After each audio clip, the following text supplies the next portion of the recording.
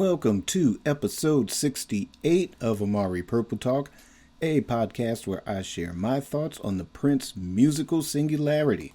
I'm Richard Cole, your imagination funk soloist. Thank you once again for tuning in. Please leave your comments in the comment section below. And please download on your favorite podcast platform. If you're listening on YouTube, please like and subscribe. And before we start today's show, it's that time once again to announce part 2 of the Sign of the Times Super Deluxe Edition Twitter thread. That is hashtag Prince Twitter thread.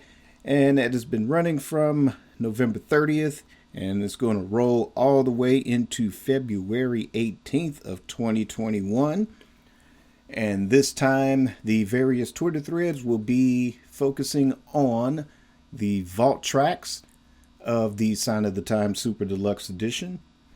And coming up this week on December 8th, we've got Roy Turner at Tricky Kid 2, who will be discussing the track Wonderful Day. And on December 10th, it's me talking about Strange Relationship, both the original version and the Shep Pettibone remix version.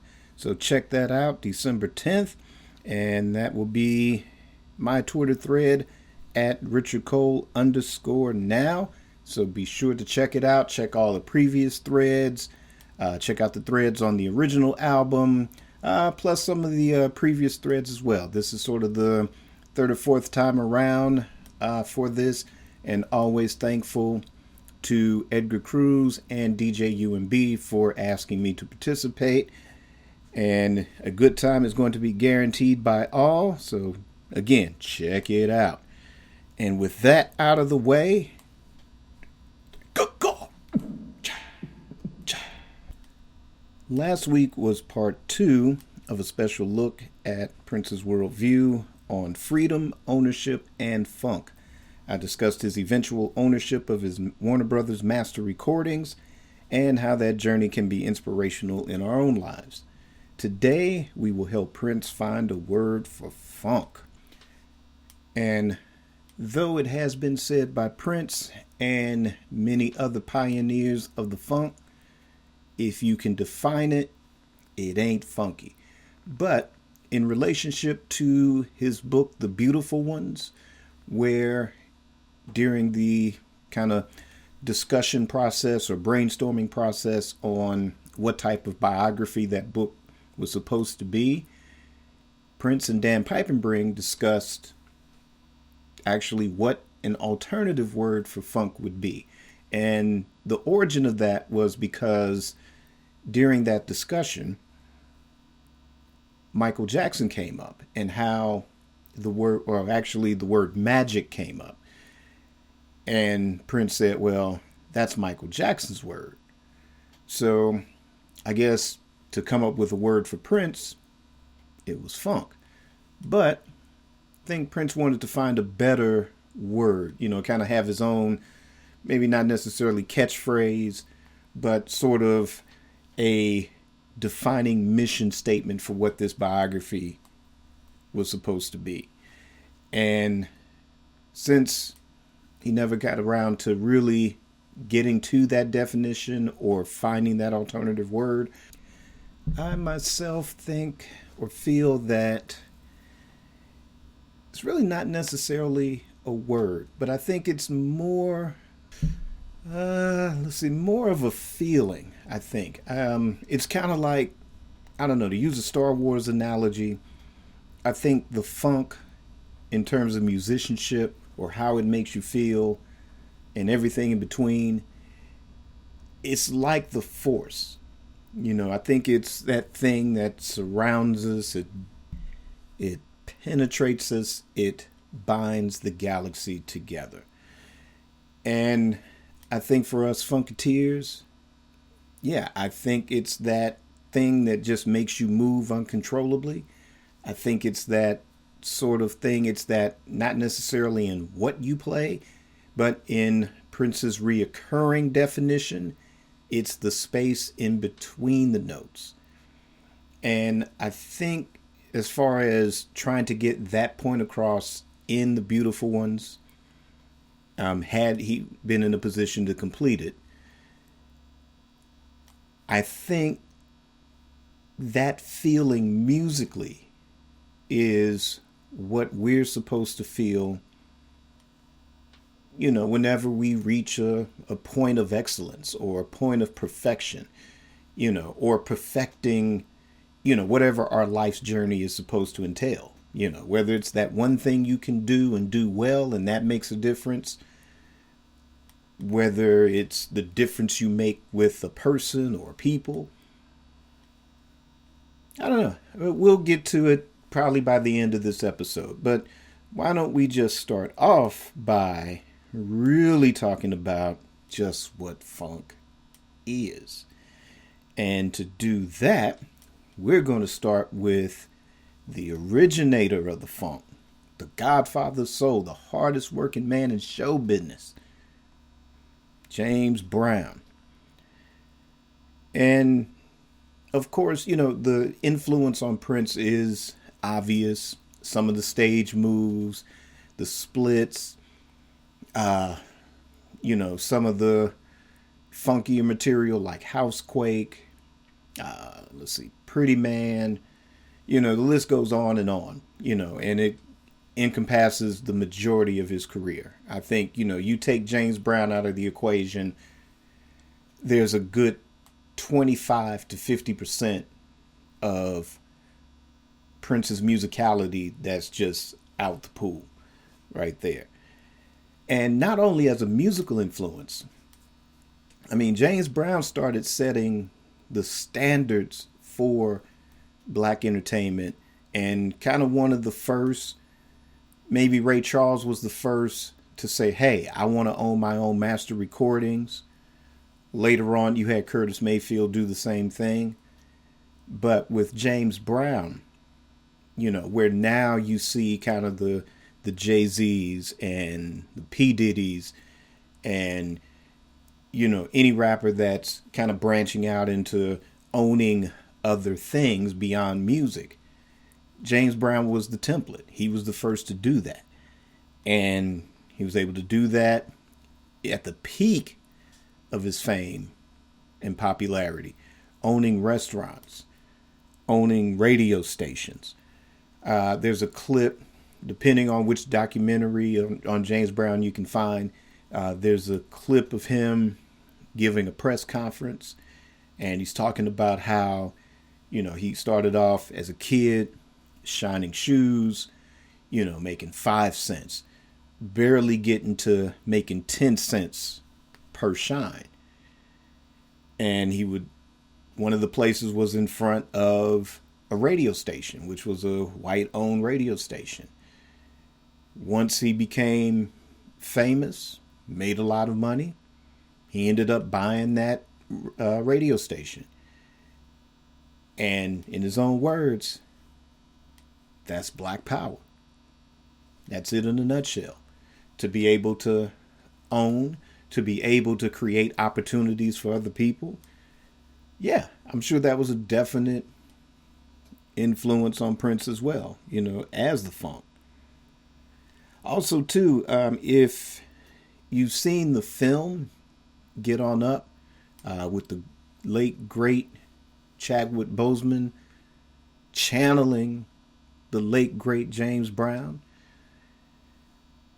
there's a moment in the film how he breaks down the control of his own touring. Because of course, all entertainers, they have, tour managers and promoters, that type of thing. And you're doing business with them. And there's always a middleman, and that middleman's making the brunt of the cash. But I can't do that scene justice. But if you watch that scene, it's after he's talking to Dan Aykroyd, who plays his tour manager at the time. And he breaks down, I guess, the different levels in which he ends up controlling, James Brown that is, and he gets to control that, therefore keeping the lion's share of the money. If that is not the most inspirational speech for any entrepreneur, I don't know what is. But if you haven't seen that film, by all means, check it out. Definitely for Chadwick Boseman's performance. But on a, if you're a musician, by all means, definitely take a closer listen to that scene. Like I said, if it doesn't inspire you to own your own anything from this point forward, again, I don't know what will. But, back on the music tip, you've got, from this man's first record, Please, Please, Please, although funk wasn't quite there. I mean, it wasn't quite invented yet. But James Brown came into the business pretty much with his own sort of style and his own sound from day one, practically. And to do a record where the majority of it is just please, please, please, and have that be a hit, that's something right there. That defied the odds. And there were more records that followed, but they were kind of in that sort of traditional R&B blues vein then. It was just the uniqueness of how James Brown would interpret a song. But then you get to things like I Got You, which is sort of the building blocks of the funk. When you watch him perform that's the other part of the equation too, is the performance aspect of it. It's not just the song that makes you move, it's how his moves react to the music. And again, huge influence on Prince, huge influence on Michael Jackson. James Brown, Jackie Wilson, those are the two main entertainers that had an influence on what Michael Jackson did, for him to take that influence and build it and take it to another level. But then you get to what is the essential building block of the funk, the song Cold Sweat. And you take the roots of that, like that horn section, the horn part on that song, another defining influence on Prince, although not discussed in this particular episode, but we'll bring it in. But Miles Davis, Kinda Blue, the track So What? That horn bit right there, James was able to take that element and make it the emphasis on the beat of Cold Sweat. So you got that,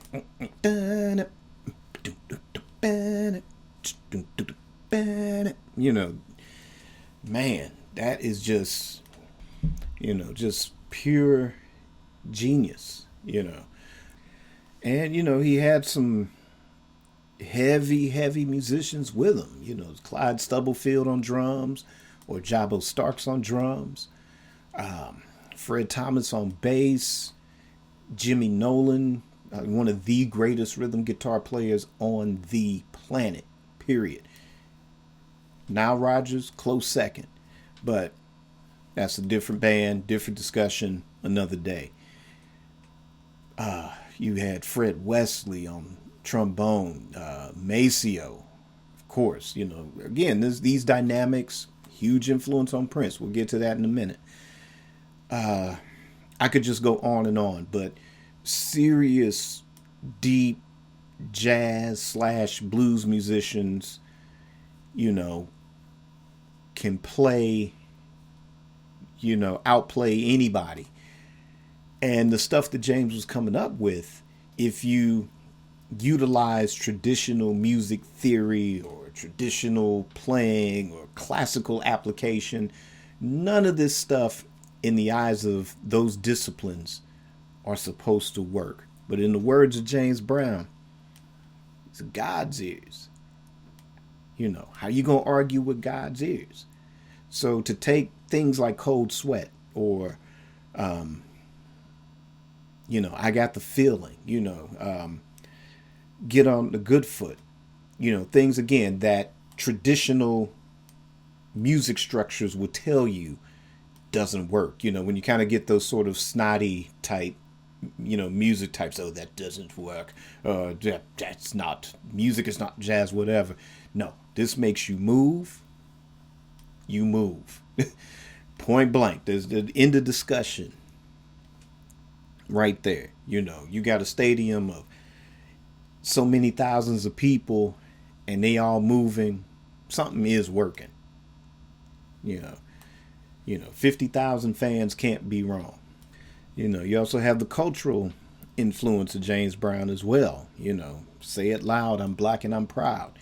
That changed the description of all of us. It went from being colored to Negro to black. Point blank, period. Black, say it loud, I'm black and I'm proud. And this is by this time, you have probably like a 10-year-old Prince. I know me, although I was 2 when that record came out, so maybe by 3, 4, 5 years old, a little bit later on, basically that record was practically dang near required listening. You couldn't be a 3, 4, 5-year-old older kid and not be able to go say it loud, I'm black and I'm proud. You just couldn't. That was an anthem. But by the time we get to the 70s, you got, like I said, the Prince coming up in his formative years and going to the record store or the record store on his bike. It's in interviews. And he's on his bike, buying the latest James Brown 45 and whatever other records, got the records on the handlebars and they're just spinning along as he's riding home and he's dissecting them. And, there's a homage to that in the musicology video. That's what that was supposed to represent with the kid and everything. That's, an homage to Prince at that age buying these records. And I mean, James Brown was bringing the funk well into the 70s. So again, all of this, it's creating a dynamic. All these things are an influence. Next we're going to bring up Sly and the Family Stone. They took funk to another level. Now Sly was classically trained. He studied music theory in college, and Bach was this kind of major influence on him, and he brought that ethic into his songwriting. But Sly also had pop sensibilities. He started off as sort of an in-house producer for a small label, produced some stuff on the Beau Brummels, produced Somebody to Love by the Jefferson Airplane, but it's a different version than the song that eventually became a hit later on in the 60s. But, he kind of had that, took that sort of Beatles influence or that British invasion influence and integrated that with the kind of Stax influence, the Motown influence, a little bit of the James Brown influence, and literally took it to another level.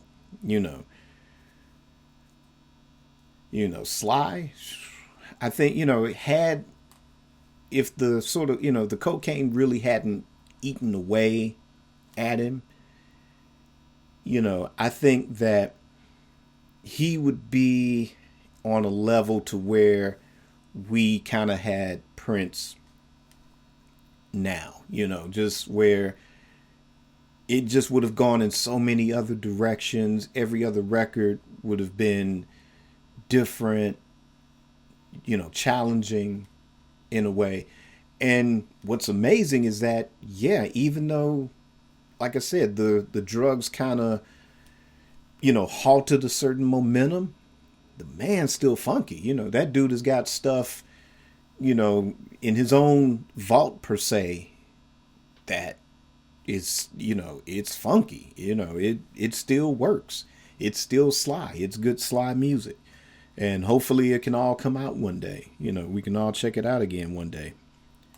But the Sly and the Family Stone dynamic, you had the hits like Dance to the Music, Everyday People, Thank You for Letting Me Be Myself Again, which, changed bass playing forever. And we'll get to Larry Graham in a minute. But one of the things that had a huge influence on Prince, and that's documented in The Beautiful Ones, when his dad took him to see the Woodstock film. Well, if you haven't seen that, check it out.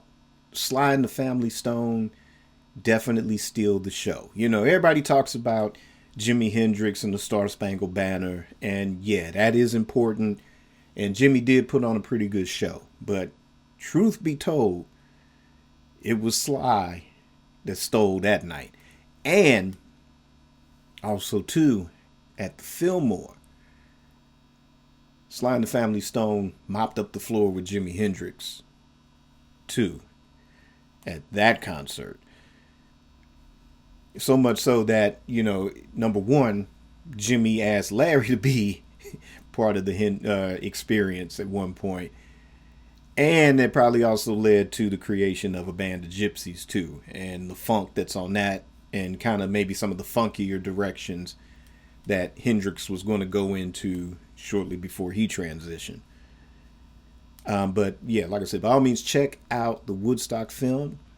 Another thing you can check out the performance in its entirety on record. There is a Live at Woodstock with Sly and the Family Stone that has the complete performance on vinyl. I got it last year's Record Store Day, and man, you put that on the turntables, and you just need a nap afterwards, because you were just feeling the funk from the first needle drop to the very last note on that vinyl. It's a two vinyl set, 2 LP set. So by all means, check that out if you can. It's also on a lot of the streaming platforms too. So if you want to know what the fuss was about, check that out. And, in talking about Sly and the Family Stone, the band itself, great musicians, male and female, black and white, and you had seen nothing like that ever. And in such a racially charged period like the 60s, and everything leading up to the 60s, to see something like that was groundbreaking. Something like that wouldn't have been able to happen in 1957, but let alone to have it happen in 1967. Again, look at the revolution and how that's made up. Men and women, black and white, making good funky music, making good funky pop music. The influence is there. And again, you look at also the influence on a lot of the records. There's a Riot going on. That album has been influential to a lot of people, from Prince to D'Angelo. And again, it's like, yeah, the cocaine was taking a hold, but man, it made for him to still be able to create something that heavy, it's amazing, because, you look at somebody like Rick James, where once that stuff started really taking a hold, the music really just stopped being interesting. It just ground to a halt practically. And it took so many years to kind of get back into that groove, but it never made any mainstream success. But that there's a riot going on. Fresh, the influence on that, on Prince, really, if you look at the Sign of the Times era, now, I'm not sure if this was part of it, but the track Make Your Mama Happy, and just by the fact that Susanna is on background vocals, I'm guessing that was recorded during the Sign of the Times era. And if you read the notes on Crystal Ball, and where he talks about how Fresh, that album, was the dominant influence on him making that track. And in fact, you listen to that, go listen to the entire Fresh album, and you kind of see you can connect the funky dots from there. But, there's other tracks too. I mean, Ballad of Dorothy Parker, it's kind of got that little sly feel to it. Strange Relationship. Now, I think a lot of the DNA is Sly and still kind of Fresh era. I've always heard it as kind of like a Stevie Wonder spin, but Stevie Wonder's funk is influenced by Sly and the Family Stone anyway. So it's almost practically the same thing with that. So I'm going to go out on a limb to say that Fresh was probably in heavy rotation, or it was in rotation on a day or a couple of days that kind of influenced the funk that's on Sign of the Times. But if anybody does know about the track Make Your Mama Happy, or we should probably just go to Dwayne Tudahall for the exact answer. But anybody that knows, just drop a comment in the comment section and let me know. And now we're going to get to, speaking of bass and funk and how Sly and the Family Stone changed bass playing forever, we're going to go to the man, Larry Graham, who, an original member of Sly and the Family Stone, invented the thumping and plucking technique on the bass. And though there are other people, especially like Louis Johnson, that always took credit for inventing that. I mean, Louis Johnson is a bad cat. I love his bass playing too. But as Bootsy Collins will tell you, and as I'm going to tell you, Larry Graham invented the thumping and the plucking and the whole thing. And Thank You for Letting Me Be Myself is the record to which the first time the bass line kind of just opened it up and led to it. Not like something like My Girl. James Jameson's a bad cat too. But like I said, this changed it forever. So after this, you started getting your Stanley Clarks, your Jaco Pastorius, your Louis Johnson started coming up. And of course, Prince and Andre and Brown Mark and Terry Lewis. A list can just go on, and that's just Minneapolis. But when Larry started coming in on that record, Thank You for Letting Me Be Myself Again, and he started bringing the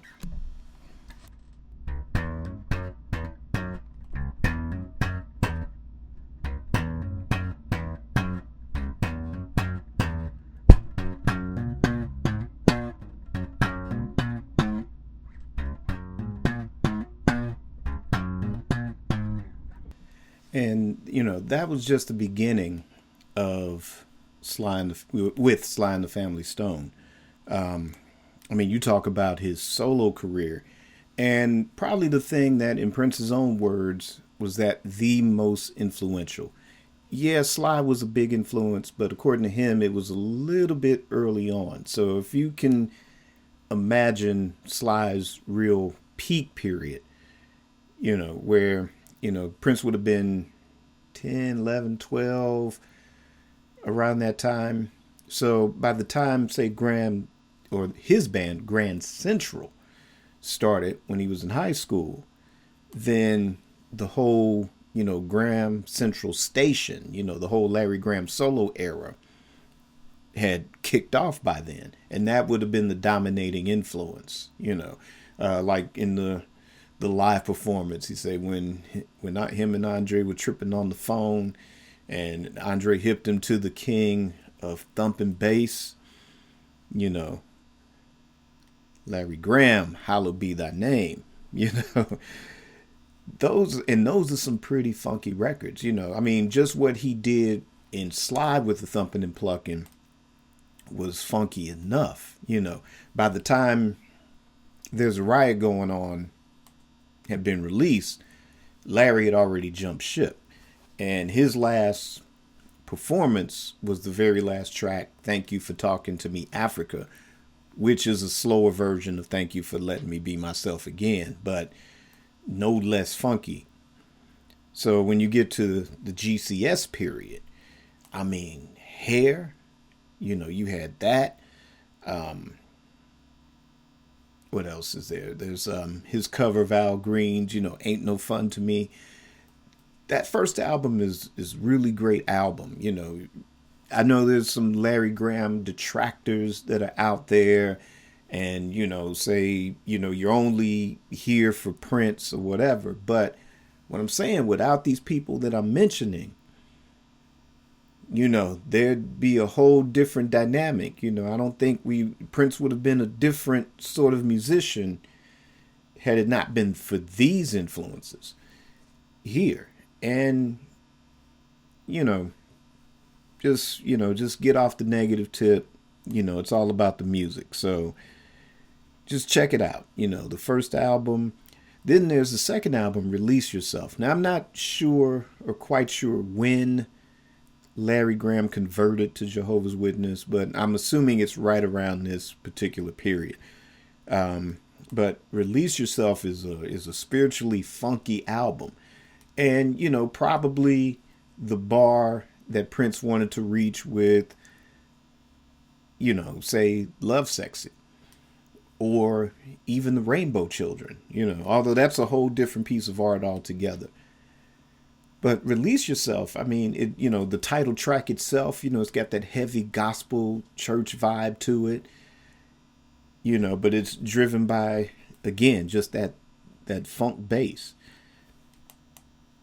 But when you look at the album cover and it says produced by God, then yeah, you start to, again, sort of connect the purple dots there. Like, Prince wanted to kind of interject some of that spirituality into the mix as well, even though he wasn't Jehovah's Witness at the time. But, you take something, you take notice of something like that, and then, hey, there's the whole field of research right there. And there's the third album, Ain't No Doubt It. And to me, that's my favorite GCS album. It's Alright is on it, which, Prince is covered on stage, even with Larry Graham, and that's a fun track. I enjoy that track a lot. Water, again, it's one of my favorite Larry Graham bass moments in that. Like I said, 3 great albums back to back, and even the stuff he was doing after those 3. I recently picked up the Mirror album, and let's see, I think that was done in like 70, yeah, I think like around 1977, I think. I think it was before My Radio Sounds Good to Me, which I think was around 78. But, I mean, that's a great one. Like the hits weren't kind of there, but, these to me are kind of like musicians albums to me, where it's like you listen to that as a musician, or, you're a fan of just pure music. Never mind what's on the charts. Never mind what the radio's telling you or TMZ is telling you. You just know this sounds good to your ears. And the beauty of it, until you run into somebody that loves that record just as much as you're in your own little world when you listen to that record. You think you're the only one listening to that record. And, Mirror is one of those, and another one to check out. I mean, it's got some funk on it. And like I said, the bass playing, the musicianship, all around great band. And, Prince and Larry Graham, they got together musically. This was knee deep. Prince, even though he was free from Warner Brothers, I mean, he was trying everything in the industry, selling records on an 800 number, pioneering the internet, getting new music to us. And in the middle of all of that, Larry Graham stepped in. And again, say what you want about the whole Jehovah's Witness thing, but, heck, the bright side of it, we probably got Prince for another 20 years. That was what was good about it. After, everything that went down in 96, he might have been at a self-destructive point, and that might have been the thing that kind of, it might have scaled back some of the music. But then again, there are some definite fans of that era, where there are people that love the new Power Soul album. There are people that love that era more than they love the classic period, the 80s period. And, and ready to fight you, if you tell them otherwise. So, I mean, again, let's just get off the negative tip about that. And like I said, just look at it this way: at the dark place that he would have been at that time, and we were still getting really great music, post emancipation. There was a lot of good stuff on Crystal Ball. The Truth was a good album.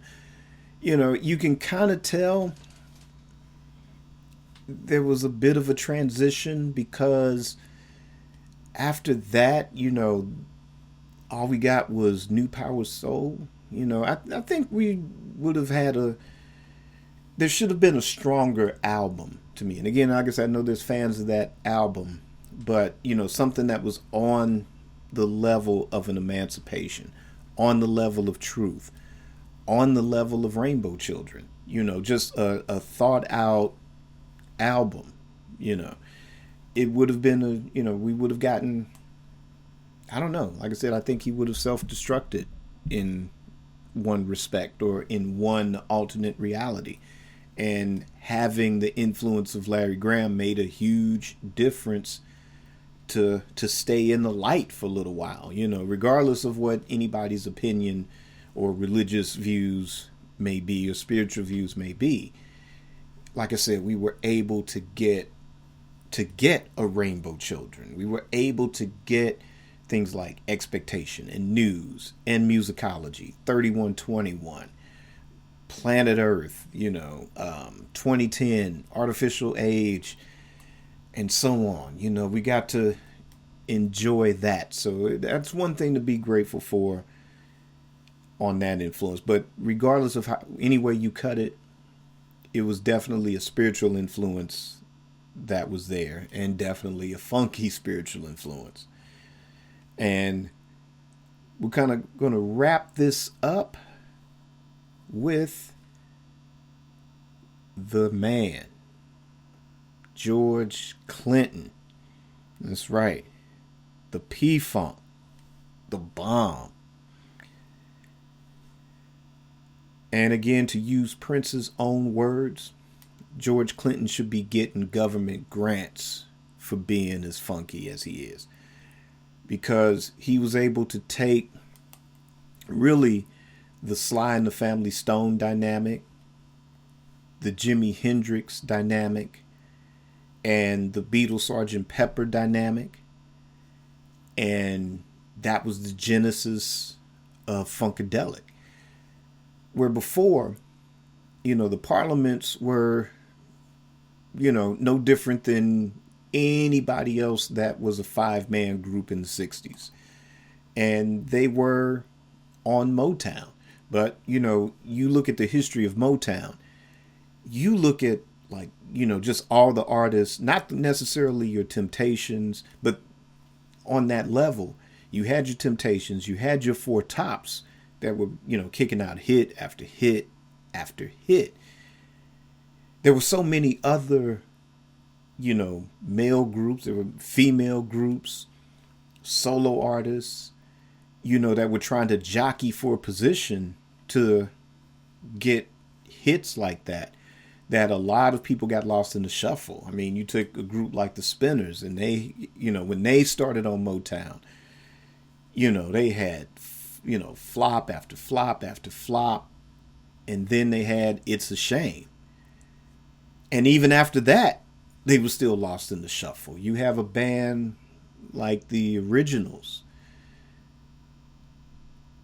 that had Baby I'm For Real, that was written by Marvin Gaye. And that was kind of like his, Marvin's, utilizing that group to jockey for power at Motown by, transitioning into the production role.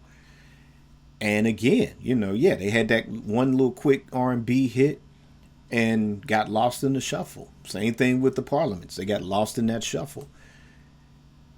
And basically, George had the insight to say, well, you know what, I'm going to go to the left. And in 1967, he was listening to Sly and the Family Stone's very first album. Again, that's something that was a musicians album called A Whole New Thing. A lot of people think Dance to the Music was Sly's first album, but no, that was his first hit, and that was the album itself was his second album, and it had that track on it, which was his first hit. But A Whole New Thing, it's a musicians album. It's actually a DJ's album, 20, 30 years later. Because if you look at a lot of stuff kind of like late 80s, early 90s, there's a lot of groups that sampled stuff off of that first album. That was the DJ's treasure trove of samples. Most famous, I can't think, let's see. Oh, Trip to Your Heart. That song is sampled in LL Cool J's Mama Said Knock You Out. So you listen to that, listen to both songs, and you'll notice the sample immediately. So anyway, George took, he was listening to that at the time. Jimmy's Are You Experience had dropped, and he was listening to that. And then the Beatles with Sgt. Pepper. Although, they're not regarded as a funk band, that was sort of the beginning of what is kind of known, according to Ricky Vincent in the book Funk, is proto-funk. Because, Sgt. Pepper, it's got a little groove. The title track, that has a groove to it.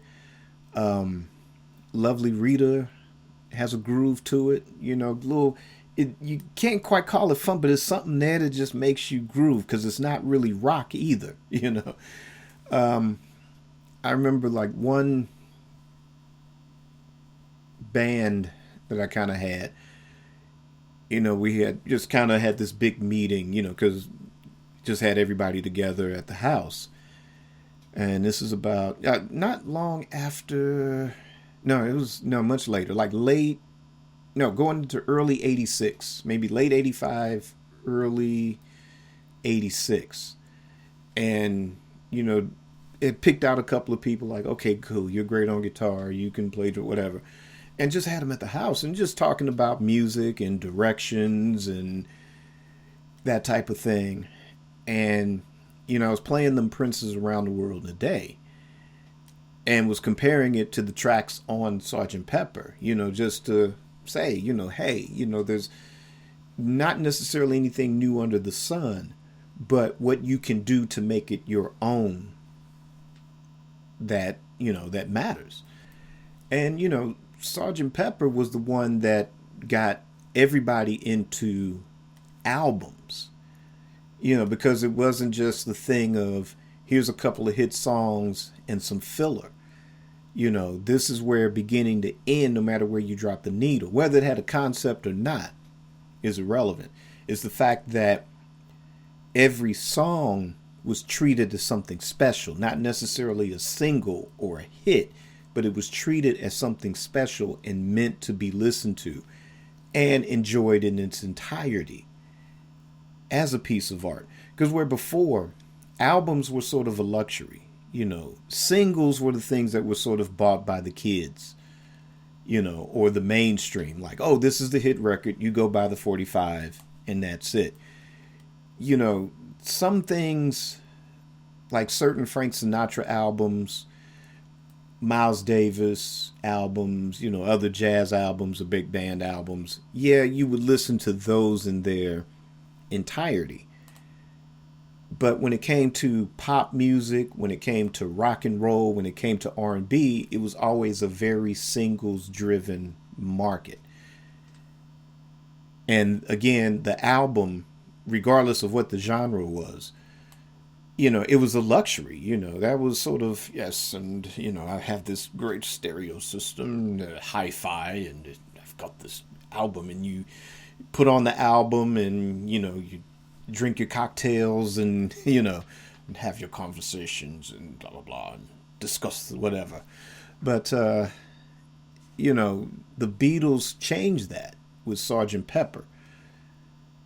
And from that point, we started getting albums, where albums mattered. And again, when Prince was coming up, like a lot of us, it was the album. It was about the book, no matter where you drop the needle.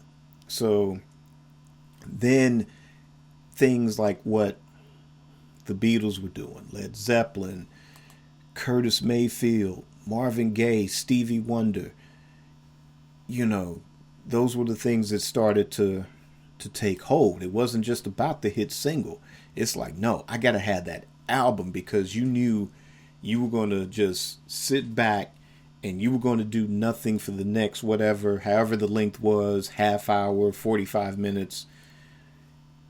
You were going to sit back and have an experience, and you were going to be taken somewhere spiritually by the power of music in that. And George, again, with those three, the Sgt. Pepper, Are You Experience, Whole New Thing, built Funkadelic on top of that. And when you get to like the Westbound era, again, Prince's formative years, Grand Central, Morris Day co-signs that in the book. Prince was shouting out stuff like, okay, let's play Take It to the Stage. That's pure funk, Westbound Funkadelic. A lot of people, even in, even where I grew up, neighborhood where I grew up, a lot of people know about One Nation Under Groove. They know about Knee Deep. They may have gone to a Parliament funk. Well, they definitely knew about Parliament. Parliament was the more radio friendly, but it was still funkier than anything else playing. And, you went to the concerts and, yeah, you heard the catchphrases. You heard the shit, goddamn, get off your ass and jam. But few people knew the record. Now maybe people that bought the P-Funk Earth Tour album, yeah, you heard all the catchphrases. It's all in that album right there. But, when you have Let's Take It to the Stage, when you have Standing on the Verge of Getting It On, when you have America Eats Its Young, Maggot Brain, that whole Westbound era, again, if you were just a deep brother sister period, or you were just knee deep into music or just knee deep into albums, that was underground stuff. That was deep, heavy underground stuff. That was the stuff, if I go to somebody, a friend's crib, and like that's the stuff their older brothers had, the Westbound stuff, and where we were coming up at like, 11, 12, 13, 14, we were getting the One Nation, the Knee Deep, Funkadelic versus the Placebo Syndrome. We were getting, Motor Booty Affair, that's my coming of age kind of stuff, or that adolescent into high school stuff. For me, that was, my musical influence there. But, we knew about the Westbound stuff And as we started collecting that too. And, you talk about P-Funk Earth Tour. When you listen to Dr. Funkenstein, you talk about crowd control. It's like the singers didn't start singing. It's just like, the band P Funk, they was just in the groove, that doom doom doom doom doom doom doom doom doom. They were into that, and you just hear the crowd singing the song. We love you, Dr. Funkenstein. Your funk is it's the crowd. And like you hear most live albums, it's like you kind of almost in certain places strain to hear the crowd singing along to stuff. But here, it was cranked to 11, and you felt the stadium through your speakers listening to that. And you kind of hear on Prince's One Night Alone, you kind of get a little bit of that. You definitely kind of hear some of that. But the live in Utrecht, that's on the Sign of the Times Super Deluxe, yeah, you hear that crowd having fun, just fun. So again, you have with that particular stage show, yeah, there's the James Brown influence, but again, coming up with the Westbound era, right up to the P-Funk Earth Tour album, probably Funkadelic was dropping just as Prince was getting signed, or maybe slightly before he got signed to Warner Brothers. And, Funkadelic was signed to Warner Brothers in '76, with the Hardcore Jollies album. And then after that was One Nation, which was in '77. And then, let's see, Parliament, they had always been on Casablanca Records. But, again, in '77, Funkadelic dropped. And I think, let's see, our P-Funk Earth Tour was just that same year, too. About the same year. So, those influences were still coming into play, just before Prince became a major record artist himself. And don't forget Bootsy Collins, who was on Warner Brothers also, Bootsy's Rubber Band. So Bootsy was like 2-3 albums deep before Prince got signed too. And two, you look at Erotic City, what was the inspiration behind that? P-Funk concert. So, man was taking notes. And, he too wanted to put on some of the funkiest. So, like I said, to try to define it, you really can't. You really cannot define funk. You can just feel it. These, I don't even want to call these cats alchemists, but, just they're sorcerer supremes. There are Doctor Stranges. There are ancient ones. And their ability to create a whole new sound. And with each artist, like I said, starting, James built the foundation. Sly took it to another level. George Clinton took it to another level. Prince took it to another level. I mean, this is just amazing. What Larry Graham did with bass playing. James Jamerson is still, to me, the most influential bass player. But you also had, in the jazz world, you had Mingus, fantastic bass player. But you had James Jamerson, you had all those cats in the Wrecking Crew. What's the name of the? I can't think. I'm drawing a blank on her name. She's a lady, Carol Kay, female bass player.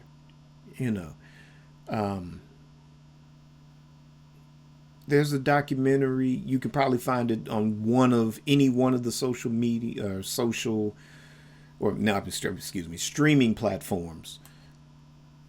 I don't know if it might still be on Netflix, but check out Hulu or wherever you can find it. The Wrecking Crew, and check out those musicians standing in the shadows of Motown. I mean, just phenomenal. But again, what Larry Graham did, it changed it forever.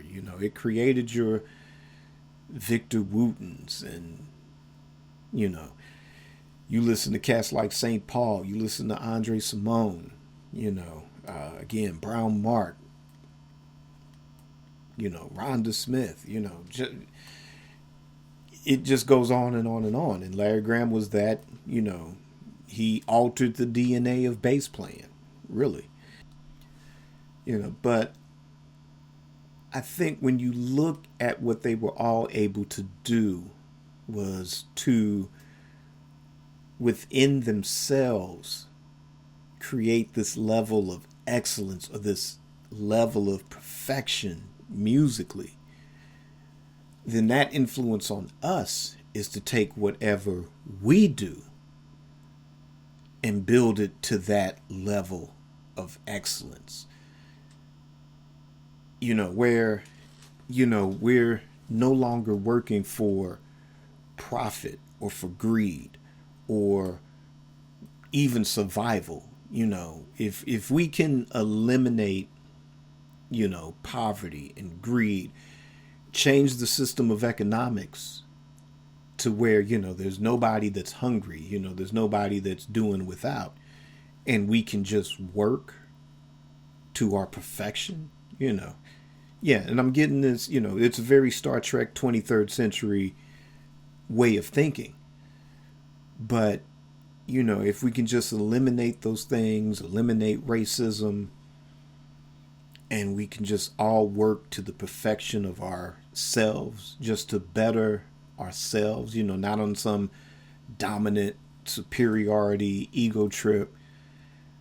But, when you look at whatever your favorite Prince album is and what you would consider to be his perfection at what he did, maybe it was a guitar solo, or every time he played guitar, or it was a certain album or a string of albums or an entire era or the entire career, or any artist, and that's what artists do. They work to their perfection. We just live in a commercialized society to where economics play a huge part in it. But imagine if we could just work to our better perfection, that, whatever you do, it makes a difference not only for yourself, which is the most important part, but if it can make a difference in the lives of other people. And that's when you find the funk, or that's when the funk is defined. And that's where we're going to end this week's episode of Amari Purple Talk. Also, check out, for recommended reading, Find a Groove, reviews of the songs of George Clinton and Parliament Funkadelic. That is written by a brother named Tony Madison II. You can find it on on Amazon as a Kindle download. So go on Amazon, check that brother out, download his book. Lots of information on just about everything that George Clinton has ever committed to tape, and then some. Also, too, check out Funk by Ricky Vincent, and that is a complete historical breakdown of the entire genre itself. Reading that book was a life changer for me, and if you don't have it, by all means pick it up and check it out. And the back of it, it's got list of recommended albums from all of your favorites and kind of like his little star rating on it. Check it out. Like I said, if there's you in doubt about a particular album by particular artists, by all means, check that part of the book out and check the record out for yourself. But yeah, Funk by Ricky Vincent, that's in bookstores everywhere still, I believe. But definitely check that out on Amazon as well. So thanks once again for tuning in.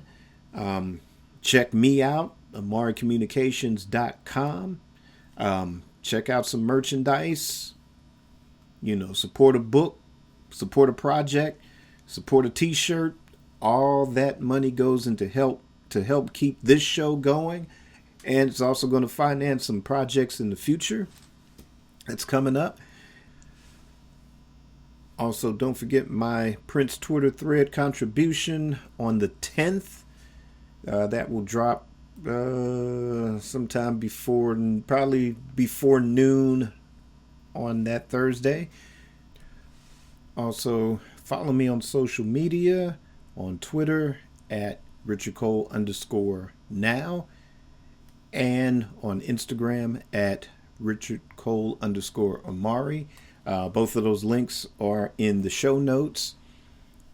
Also, leave me a comment. Also, give me your topic suggestions or questions for Amari Purple Talk. Information on that is also in the show notes.